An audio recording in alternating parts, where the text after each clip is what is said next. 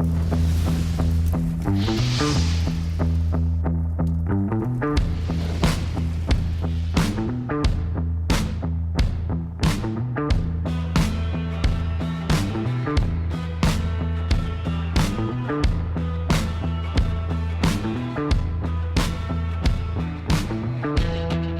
right, guys, quiet on the set. We're ready in 3, 2, 1. You're on.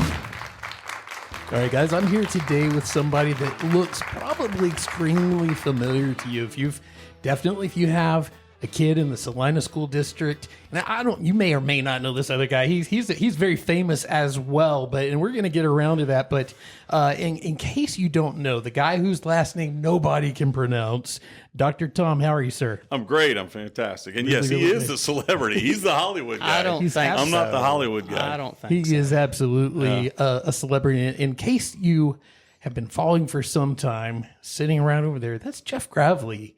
And I think I used to pronounce his last name very differently, and I'm glad. Am I saying it right now?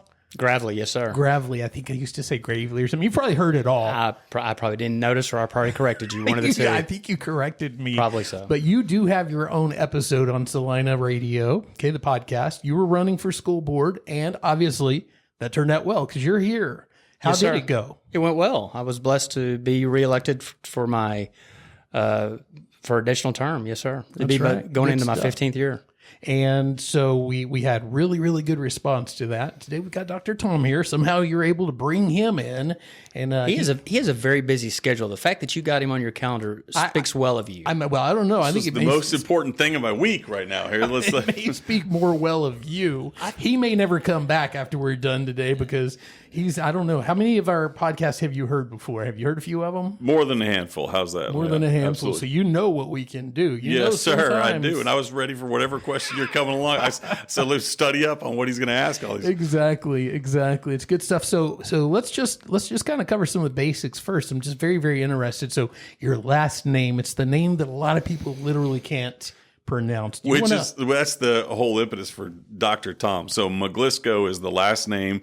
It's made up. Grandpa Maglisceau was getting out of the family business and had to change the name and came up with Maglisceau. So when people, however they pronounce it, I just go with it. But for little kids, rather than them even trying to, I think most of my career in education, it's been either Coach Mag, T Mag when I was on a high school level, and Dr. Tom seems to have struck here. So may I interrupt? You mentioned the family business. Yeah, I think that's the headline we need to talk about. We don't talk about this. Okay. Jeff. We don't. Okay. It's family business. You keep it in the family. You may not be on the school board anymore. I just want to talk about the elephant in the room, sir. Yes. So say it one more time for me. Maglisceau. My whole life we've said Maglisceau like Nabisco, and that usually seems to work for people. That actually is really, really good. But Dr. Tom, obviously, way or just easier. Tom. Tom is good. Or Tom. How would you prefer it? Tom. Always. I always tell just call me Tom. Okay, I like it. Okay, well, I was probably going to refer to him about 100 times today as Dr. Tom. Now, he makes me call him Dr. Tom. That's understandable. Definitely. I think I beg for him. You can just call me Tom, So. I like it. And before we got started, there was a little bit of talk about so much of the stuff that's going on in Celina. And obviously, we could probably fill up. How many shows could we probably fill up with everything going on in Celina ISD? Oh, we can. I mean, every time I'm around the kids, they're talking about things that they're doing and what's happening. And so I think when you're talking about our great kids in this community and the vast, vast number of things that they're all participating in, that's why I got an opportunity to come and brag on our district and what our kids are doing and what our fantastic teachers are doing. I don't ever turn down that opportunity. Absolutely. And it is good stuff. And I'm kind of in a position, maybe I have a slight advantage in the fact that I've got an 11-year-old about to be 12, sixth grader in the district. And we've been here for some time now. Yes.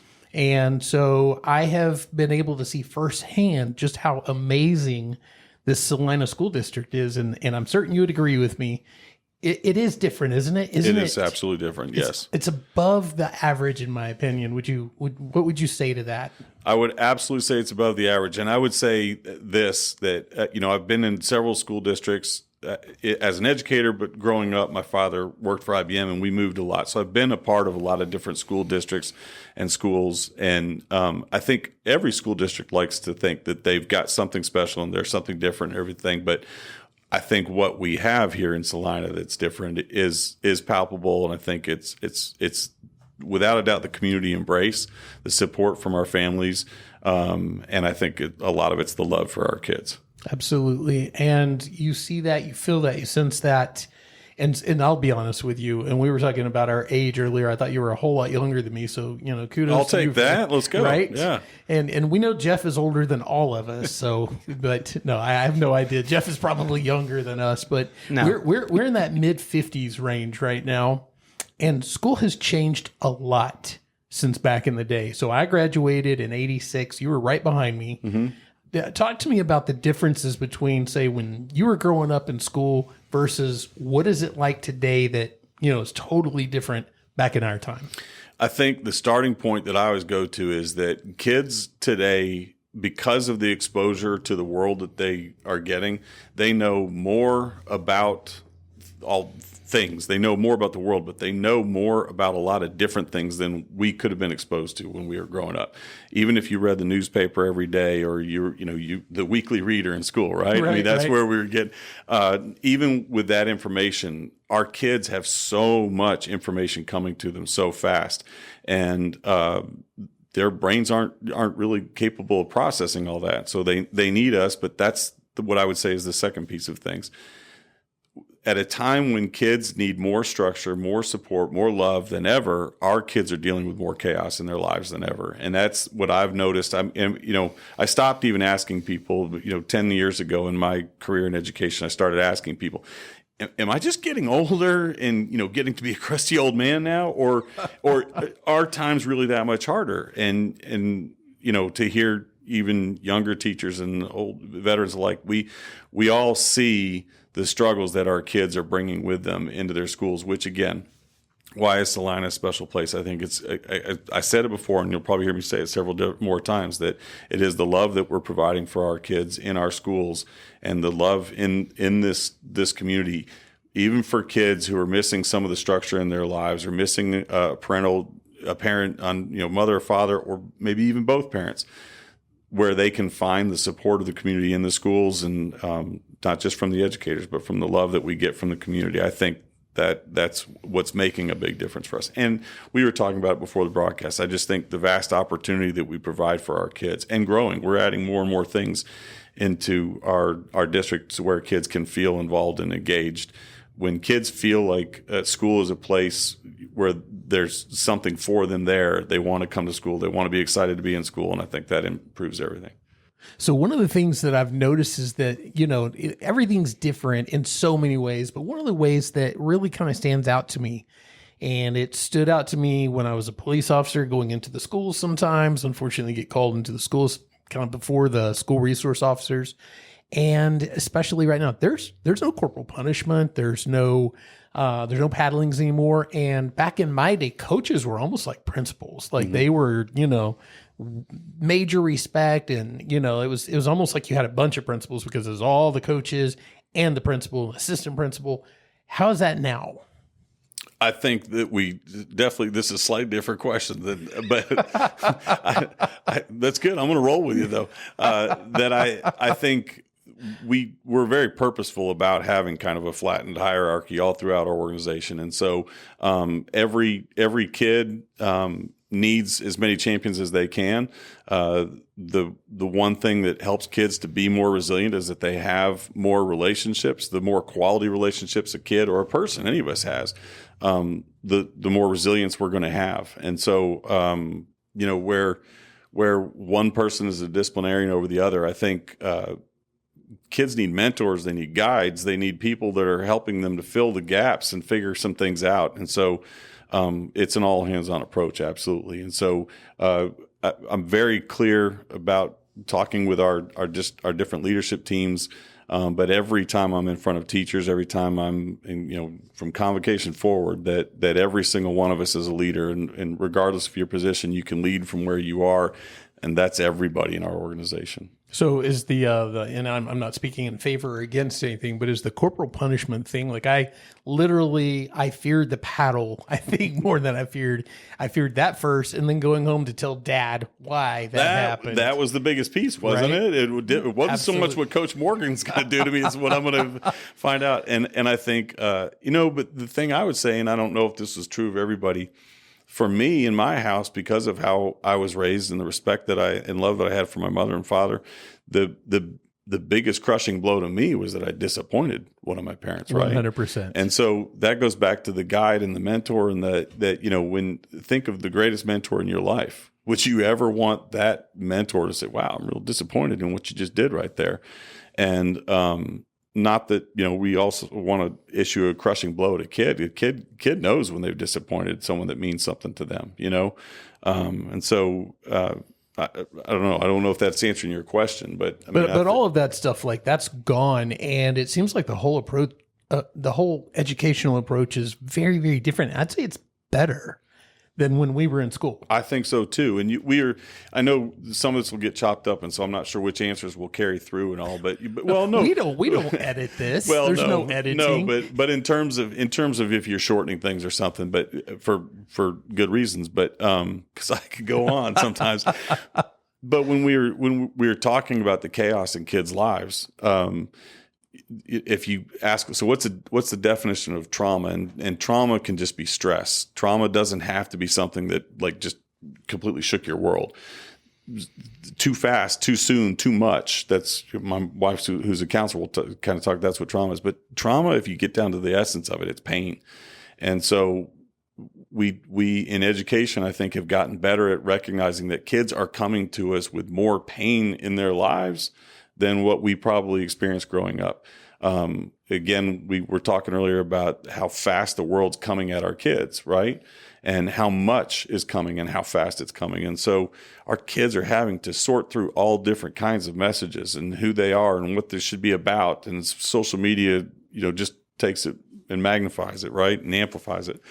And so in our schools, do we want to put more pain on top of pain? Right. And the answer is no. Absolutely. We want kids to be resilient. If we want kids to be resilient, then we want to try to encourage as many positive relationships with their peers, but especially with adults that can help them. So Jeff, you're on school board right now. And so, we understand that you guys are doing an amazing job. Okay. Collectively, I'd say that we could have our child anywhere. We could go down to Dallas, Highland Park. We could go to Prosper, but we choose Celina for many, many reasons, and the school district being paramount on that list, right? So what's it like, Jeff? You're probably in communication with the educators, the teachers, the staff in the schools. So I know firsthand that the kids are having a great experience in Celina ISD. What kind of feedback are you getting from the teachers and the administrators? Is this a great school district to work in? Does it match this great experience that the kids are having? So you asked a question of Dr. Tom earlier about what makes Celina special. I've been fortunate to meet, a couple dozen new teachers that we've recently hired that's coming to their district. And most of them were from Frisco, some from Plano. And to a person, I asked them, how do you like Celina? How's it been? And, it's great, but, the good answers. And I said, why are we different? Explain to me as if I don't know, because this is all I know. And they said that the people are so warm and welcoming and people genuinely care. That is one of the biggest things, everything Tom said, great, I agree with it. But until you know that somebody cares about you, that's when it matters. It's because you can see their honest concern and care when they talk to you and they care about what you're saying. That matters. And our entire district, the people of our community, they care, because once you come into our fold, you're in our fold. Your family, we love you. We're going to take care of you. And you want to add to that? Only because he said it, and I don't think he knew, I knew what he was saying. He's emphasizing too that. But that's not just the kids. We consider ourselves a learning organization. If we're a learning organization, then that means everybody's a learner. And so what I just said about kids, we've got to do the same for our adults too. And I think that's what those teachers were feeling. And if we show that to the people that are coming into our district from the teachers, Yeah. that's who I was speaking with. If you show the love and care to those people, they're going to pass it down. Absolutely. It's not hard. Collectively, we're building something that's going to improve and get better and better and better with time, because it's like this whole experience, right? If you have happy educators, if you have happy staff, if you have this love, this connection, if you have this kind of environment, how can we fail? You will have small losses, but you won't fail long term, because we're not perfect. Our district's not perfect. Our community's not perfect. Our state, our country's not perfect. But we can get better. And speaking to that, like what are some of the challenges right now that we're facing as a school district? And if you want to kind of answer that, and then Dr. Tom kind of follow up on that. It's basically why Dr. Tom does what he does. We have so many people moving into this community that it's hard to keep up. We're doing the best we can to plan for facilities, for staff members, for just maintenance and operations, just things like that, just to keep up. Because had I listened to Corbett Howard in 2010 when he came to our school board, I failed. When he came and he gave us the numbers of the people that were coming to Celina, I thought he was crazy. And he wasn't. He probably shot 50% low. I mean, the numbers he put out were probably 50% of what we have. Ron, listen to this. In 2014, the population of our town was right around 6,000 people-ish. You know how many kids we got in the school today? Many. Almost 6,000. We're at 5,600. Wow. So think of that in 10 years. Yeah. So show me somebody who's managed that well. We're doing the best we can, and we've learned from people from Frisco. They've worked with us hand in hand as it prosper. That's the biggest challenges we have. So the growth. So it's a blessing. It's a great problem to have. And everyone is coming here because they love it. But because of the people that are here. And the people that are here, if we can invoke our love to them and have them love like we love, and have a community spirit, a family, it will continue to be a bigger, greatest place in the world. It's like a big love fest. It's just going to be a bigger one. Yeah. It's just going to get better and better. No, I'm embellishing somewhat, but you understand. But I sincerely mean that. I literally no hate nor anything negative towards any other school district, but I came up in Dallas and Garland and Mesquite schools. Okay. A world of difference from what we do today. And then having a child in Frisco schools. And I love Frisco. I love so much about Frisco. And I see Celina kind of coming along in so many ways, just the way that we're developing, the way we're growing as a city, things like that. And I feel like right now, what I see in Celina schools is the very best of 56 years of knowledge so far. So I think we're definitely doing something amazing. So I'm not embellishing. I love it. I think it's amazing. But do you want to add to that challenges that we're facing as the school district? What else? Well, I think it was one of the last words he used was community, and so our core principles that I say of everywhere I go. We just keep reminding all of us, and I always talk about having it tattooed. Our core principles tattooed on your soul. That community is generally the first one. They're not in an order, but it is great that community is the first one. And it's something we share with the city. It's a core value of the city, and it's alive and well. So how do you build community, and what is a community about? A community is about being for each other. When the tornadoes happened not too long ago, our schools and our kids were the first to go out there and to start responding, to start supporting. And a lot of that was the leadership of the adults, from Coach Bill Elliott, with our athletic department, getting his team together, to families saying, you know what, we just want to help. And churches, and some of our churches needed our help. And whether you went to that church or not, we needed help in our schools, and we had folks. So community, excellence, innovation, leadership, stewardship, those are our 5 core principles. And so how do you maintain community as you continue to just have this exponential growth? And again, because I keep looking at it as opportunity, it's exponential opportunity. It's going to make our community better. Excellence, well, it's just been that many more things we've got to be excellent at, but we're going to be excellent at it because that's how we do it.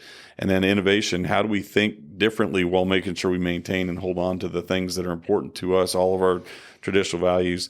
And then that's up to our leadership and stewardship for taking care of things. I mean, those core principles, they ring off my heart because they're on my heart. But it's neat that the city has most of those same core principles as their core principles. And the life connected piece of things, that even when that's no longer, the slogan for the city, it's what I'm always going to remember most about when I came here. What I felt was we're all connected here. And so come to our community, come get connected. I like it.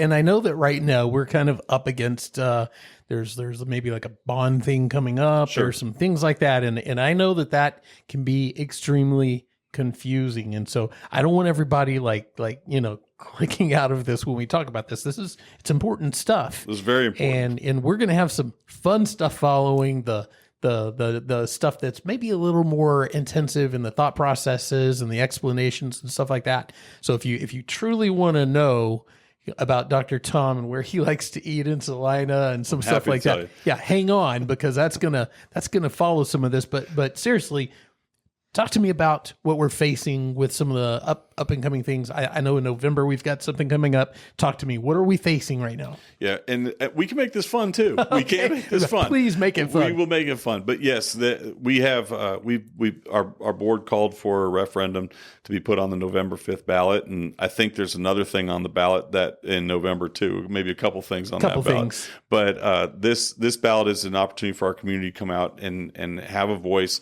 about what we want for our schools. I'll speak about that, and we can talk about the spring a little later. But it's called a VADER, which stands for Voter Approval Tax Rate Election. So just by default, Vader and like Darth Vader, already VAT, sounding bad. Yeah, but I just it's a school district referendum, and it's on the ballot. It's not even going to say Vader, and that's part of why we want to make sure our public. We're not allowed to electioneer. Yes, certainly we're putting this forward for our community to consider because we do believe it can be beneficial for our schools. And most importantly, it's beneficial for our teachers and our students. This is an opportunity for us to maximize our local tax dollars.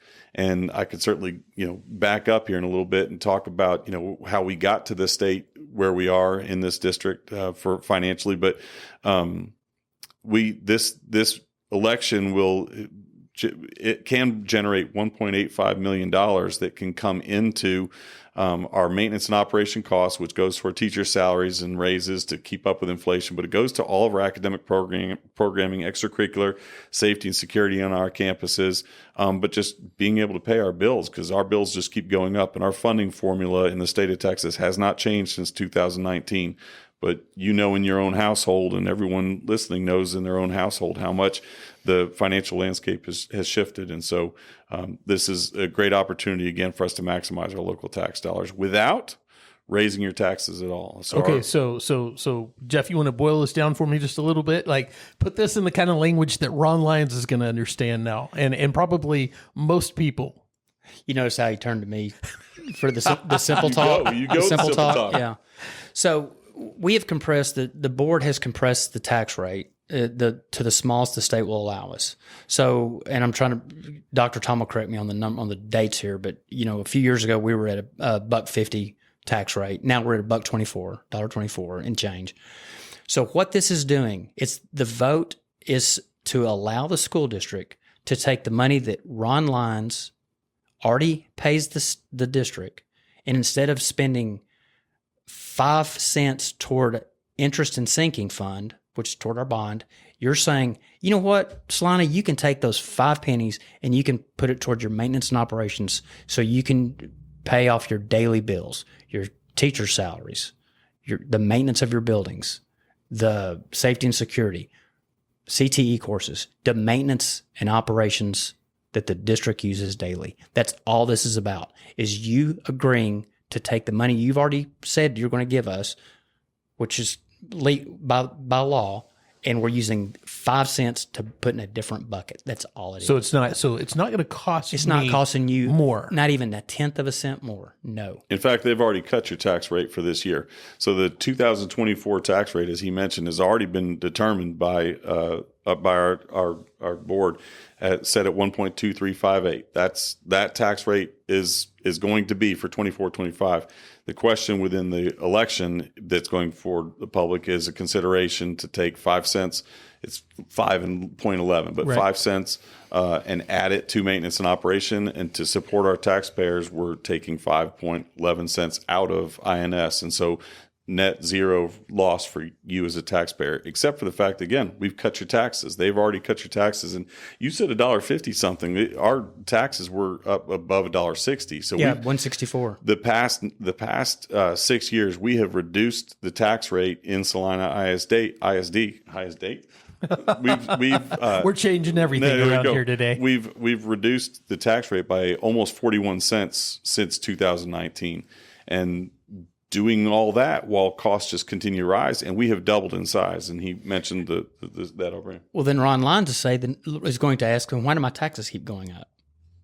Everybody asks that. So let me just actually. So why do my taxes keep going up? Because your property value goes up. Because So it's not because of- all those people are moving here, so it's supply and demand. Right. If people want to live here, then the costs go up. exactly. Property values go up. Your taxes So I'm paying go up. more in taxes, Yes. but it's not because Correct.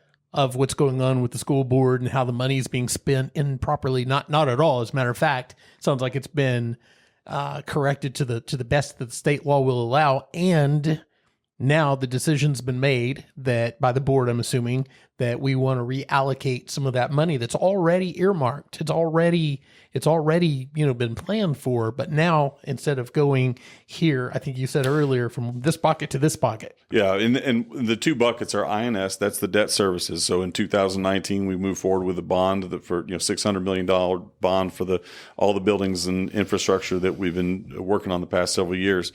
That rate we are able to reduce and still be able to maintain our debt services.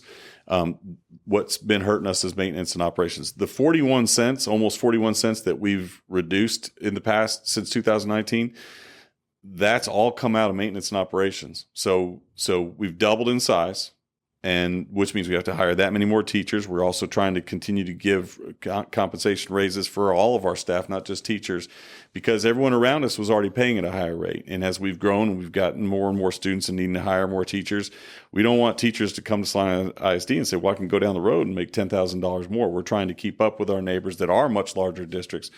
One thing on all this tax business that is, as us as taxpayers in this district, and I'm one of them, is because of the good things happening in Celina, and because we'd like to say because of the good things happening in our schools, we also have a lot of businesses coming to us now.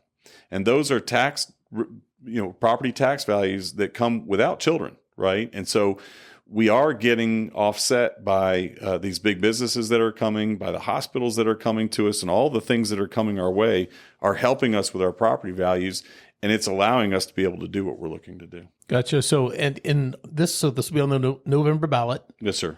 It's going to be a big turnout, I'm assuming. Yeah. So give me an idea. Is there any particular verbiage on it? What are we looking for on that ballot? How is that going to work out? Yeah.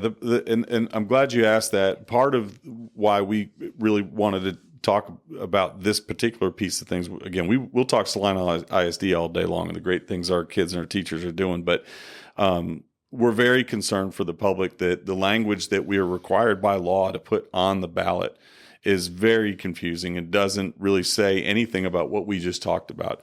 The language on the ballot is going to speak to an increase in the revenue from last year off of, for maintenance and operations to the revenue this year.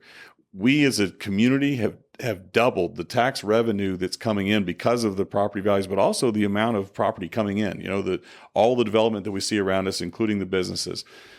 We've doubled as a school district. And so the amount of revenue that's coming in, the problem is we've also become a property wealthy district. And we can talk more about just property wealthy districts, but we're now sending, we estimate this year we're going to be sending $1.6 million of local property tax that'll be going back to the state this year because we're now a property wealthy district. And that's something under Robin Hood. And that's under Robin Hood. And, they've said they've changed the name of that, but it's still commonly referred to as Robin Hood. And that's the thing. We want to make sure that our voters are informed. The verbiage that's on the ballot is going to simply speak to the fact that it's a special referendum by the school district, and it's going to talk about a 34.67 increase in revenue. That's simply speaking to the increase in revenue from last year to this year through the tax rate. So even though we've cut the tax rate, and again, the state's going to get their portion of that. The difference in revenue in maintenance and operations is going to be about $10 million. The district doesn't get all that $10 million. It goes into a whole funding formula, but the number that we would expect to get is $1.85 million that can go specifically into maintenance and operations. Just real quickly, the two buckets, INS, that's debt services, that money can't come over to pay for salaries. It can't come over to pay for bills. It can't come over for things like that. All of our operations dollars have to come out of that other bucket. That's the maintenance and operations. And so by asking the public to support adding 5 cents tax to that bucket, the maintenance and operations, we want to be good stewards. It's a core principle. We want to be good stewards of the tax dollars. We want to help our public by saying we're going to be able to reduce your INS by the same amount of dollars. Okay, so Jeff, I'm going to need you again here. We need to. Here's how this works. If I said, "Hey guys, listen, I'm gonna tell you guys about this thing, and it's this device has two big wheels on it. It's got these two little pedals on it. You're gonna have to balance on it. You're gonna have to get your feet up on it somehow without falling over, and then you're gonna want to turn your feet, and this thing's gonna move. And when it moves, you're gonna have to steer where it goes. If you squeeze this handle on this side, the back wheel's gonna stop. If you squeeze this side, the front wheel's gonna stop, and then you have to change gears as you do this. So that's me talking. I just lost the entire universe on how to ride a bike. But then I asked Jeff. I say, Jeff, what was all that? He says, you get on the bike and ride. So Jeff, what in the world? I understand right now that the verbiage that we're not raising tax rates. That's not what this is. Although it could appear to be that way, and the verbiage on the actual ballots is going to, in essence, make it look that way. Am I following right? So Ron, if the majority of the voters are like me, they'll skim through stuff and try to hit the highlights. So the highlight I would see on this particular referendum would say 37-something% increase. That would be one thing that would stick out to me. An additional 10 million something, that would jump out to me. The way it is worded is so, by definition, it's correct, but it doesn't tell you everything. And if we weren't broadcasting, I tell you, joke how data can tell you some, but it can't tell you all the stuff. Anyway, so what it's saying is correct, but what it's not telling you is that all we're doing is taking the money you're already giving us and we're just allocating it in a different bucket. It's very simple. Yeah, how come he always looks to me to dumb it down? That's what I said. But he knows I can dumb it down. I just have to. I hear it, but you get the glazed donut look, and you go, what? Just we want to be sure that we're actually following it appropriately and understanding it. Yes. And I know that this is so. It's challenging for people to follow all this. No, it is. Well, because when you read this stuff, it bores you to death, right? And in the end, they're going to say, "No, I'm about to pay more taxes." No, right? If unless you're educated and understand it, that's like with everything else. If you really take time to look into it and figure out what it's trying to tell you, then it will make sense. But people, they're going to be going to vote for that whatever that big race is that happens out of D.C. That real big one. I bet you could poll 100 people, and not 98. I bet not 2 out of 100 could tell you what else is on that ballot. Absolutely, yeah. I know that's the case. That's the voter apathy of this country. So you're not allowed to necessarily, as you said, you can't really. I don't know what the word is. Electioneer about this, right? I was going to say politicking. You can't. You're not allowed to do that, but you are allowed to inform people. You are allowed to discuss it from a very kind of a candid, central, neutral perspective, maybe whatever. Is it okay for me to ask this? Is it okay for you to answer this and tell me if it's not? Is it the general feeling of the school board and you, Dr. Tom, that this is a healthy or a good thing for the ISD? Is it okay to answer that question, that you would support this, that you think people should vote in the affirmative? I guess that obviously you guys put it on the ballot, but so I wouldn't think that you would do that, but I just want to understand, is it? So may I answer that, Dr. Tom? Yes, absolutely. Because you were about to add. I I was literally going can't to wait. discuss how to build a bike. You're just going to tell me to ride it. Yeah. So I would answer the question: is it okay? Do you support this? Or are you okay with it? I said my first response to that: do you support increasing our teacher pay? There you go. I like it. Do you support additional safety and security measures for your schools?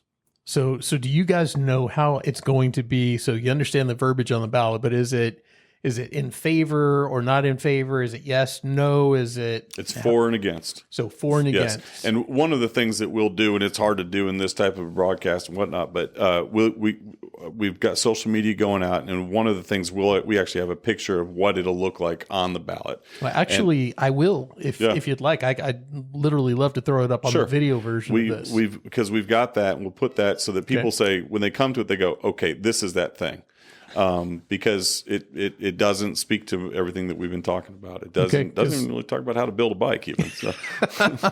It is confusing, but it is coming up. It's on the November ballot. What else do we have that's similar? Is there more, or is it just the Vader deal, or what else do we have? For the fall, it's just the Vader. And again, because of our tax base and the support of our community and all that, we're being very careful just to put this on here, let people digest this and have this on its own.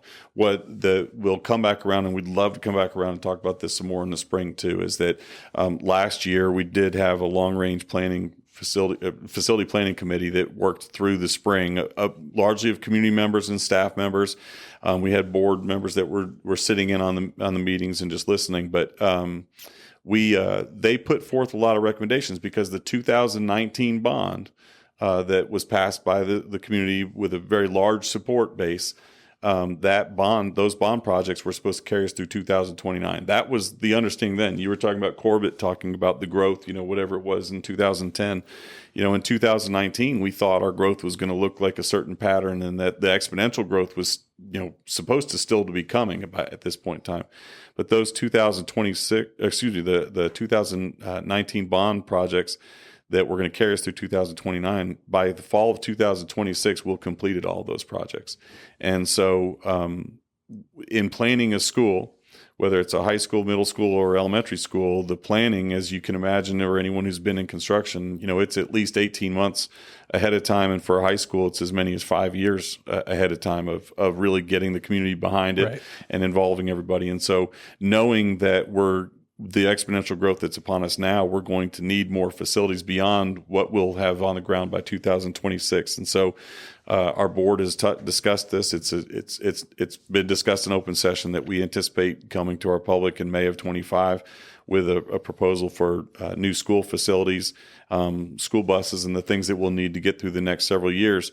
And again, our whole goal will be that we'd want to put this forth to the public without it needing to be a tax increase for our community. And our models thus far look like we're going to be able to do that, but we need to see what our community wants us to put on the ballot. Gotcha. I like it. So that's springtime. That's coming up. That's next election. Yes, it is next election. But while we're going out and advertising this Vader and everything, we'll be putting together a group of community members to talk about what we're going to want to put on the bond. We've got to just keep on going. That's one of the things that it'd be great if every day we could just come in and just focus on taking care of the kids that we've got sitting right in front of us. But for years now, ever since I first got here, everything we're doing is about planning and bringing our community together and planning for the excellence that we want to continue in this community. So every time that I see you talk, and I've seen you at things like from, I think, Quarterback Club, EDC, to you name it, you've been everywhere. Yes. And you always do a great job of talking, and many, many times, it's a whole lot of statistics. It's a whole lot Sorry about that. No. It's a good thing. I'm just saying one of the things I wanted to do was maybe not focus solely on statistics, because we are a fast growing. You don't have to do much around Celina to realize that we're growing fast. But I do want to talk briefly about statistics and stuff. So I'm not going to hold you to hard numbers on anything, although you probably know them very, very well. But what size are we now, and where are we headed? What do we look like school wise? How many school buses do we have? I mean, give me some idea help me understand where we're at right now and where we're headed. Well, and someone just asked me the other day about school buses that, we're running all these buses and, about times and being able to have enough bus drivers for all of our kids and all of our routes.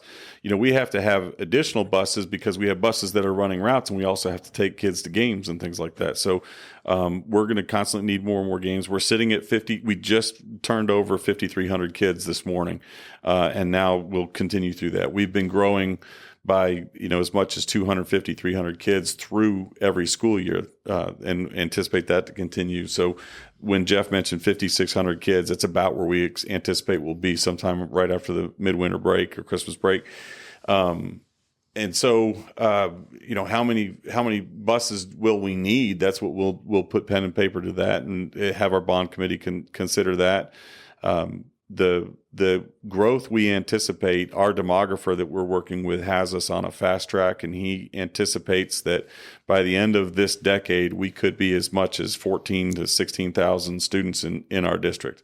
And so we're anticipating that, say the number from last spring that will triple in size by the end of the decade is what we anticipate. That's an easy statistic it would triple. But that's, and of course the city's saying the same thing. Their demographer talks about how many people we'll have in the city and fully over 100,000 students before the end of the decade. I mean, 100,000 citizens before the end of the decade. Right. And maybe 100,000 students. We're a ways away from 100,000 students. Yes. So when I drive through Prosper, and I was in shock recently, I drove through Prosper. I had no idea.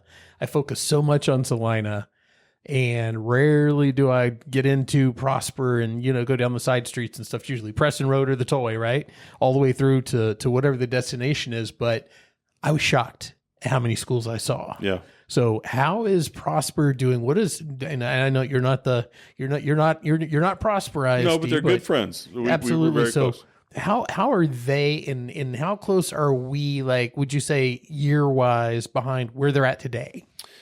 They can remember where we are right now, and when I talk to Holly, and that's one thing that is beneficial about having so many friends in all these other districts to be able to help us with that they can help us with the things that they learned. Rick Reedy from Frisco was the superintendent of Frisco and led them through that. He's become a close friend.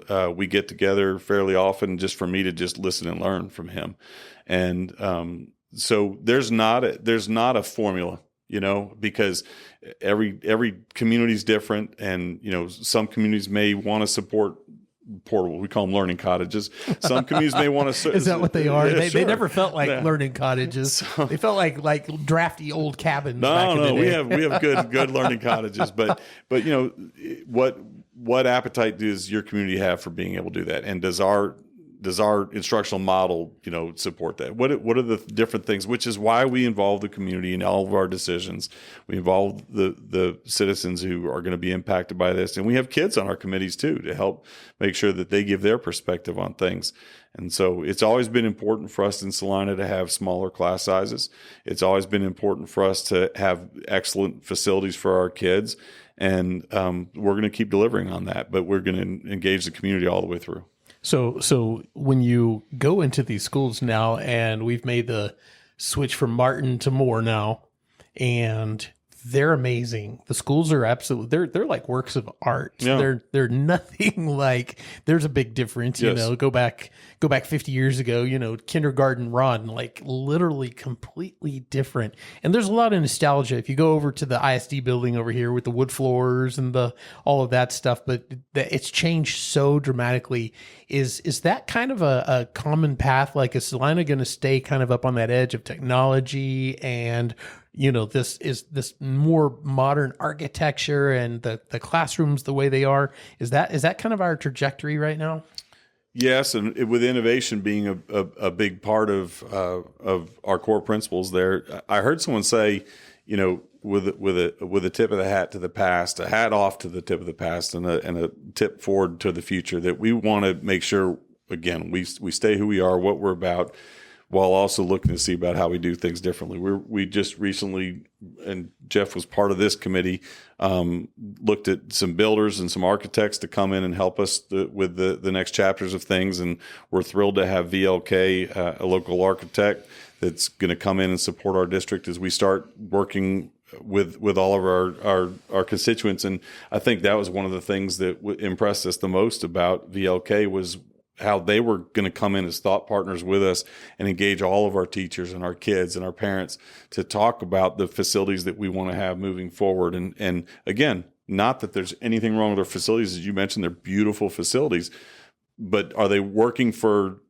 what we're needing today? Because things have changed since, before the pandemic, post-pandemic, it's a different world. And how do we try to see the future and what the future is going to look like? So Ron, probably you talk about 50 years ago. Back in the day, here's your building. Right. Go teach your kids. Right. Well, what we're doing now is we're engaging with the teachers and the kids, and we're seeing how the collaboration's working. What's working well with the CT? What's working well with this open area? And what we're trying to do is come up with a new footprint, and for the new schools, what's best works for this age group of children, an elementary school. What collaboration rooms work best? What's benefiting the teachers? And then we're going to model that going forward. And then it's like everything else. Your first home, I imagine, when you and your wife got married, depending on when that was, you might have bought a starter home. Right. And hey, this is great. But if that's all you know, that's all you know. But then when you start becoming more wise, you say, I wish I'd have changed this. I wish I'd have changed that. That's what we're going to start looking to do is, what did we learn from this? What can we improve on as we build these buildings so we can make them more collaborative areas and enhance our CTE? Okay. And as a learning organization, these folks that we're bringing in, North Star Builders has been building all of our buildings, and Claycomb's been designing them, and Claycomb's done a wonderful job, and they'll still be engaged with us. But we've got these facilities, these elementary schools, we're 4 iterations in through that model. What have we learned, and how do we want to build on that? Middle school 2, that's about to start breaking ground here in just a couple months, down a little further south in our district. Middle school number 2 is going to have a very strong look and feel to more middle school, but it's going to be a completely different building. Wow. It's going to be a 3-story building that's more enclosed, and again is bringing more community about the room. And we'll look to see about how we want to keep growing and the model we have that really perfectly complements what we need in our community. Thank you for joining us for part 1 of the Celina Radio podcast featuring Dr. Tom Maglisceau. And of course, you'll want to join us for part 2 because Dr. Tom is going to dive into some of the more controversial issues that are facing the Celina Independent School District. And of course, your host, Ron Lyons, probably has something up his sleeve that's going to make everyone in the studio laugh. So we'll see you on part 2 of the Celina Radio podcast with Dr. Tom Maglisceau.